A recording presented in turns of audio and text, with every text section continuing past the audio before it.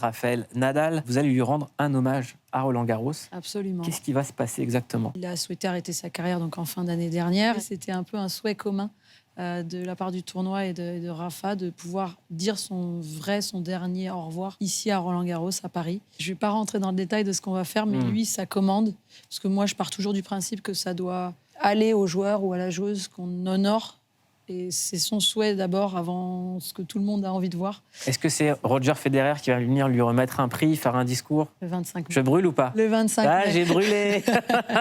Vous avez déjà les yeux qui pétillent, ça se sent, parce que vous savez ce qu'on va voir. On est dessus depuis plusieurs mois, évidemment, je sais ce qu'on va voir. Et j'ai surtout envie que lui, il ait les larmes et qu'il ait les frissons et qu'il ressente cette émotion et cet amour. Il nous a donné beaucoup, on a envie de lui rendre aussi. Donc on peut déjà se dire, c'est de la balle, vu que c'est la ville d'où vient Roger Federer. Ça y est, je n'en dirai pas plus. Eh ben, on a deviné. Quand on pense justement à Roland-Garros, on pense à Nadal, Federer. C'est un péplum carrément, c'est un film, c'est une histoire incroyable.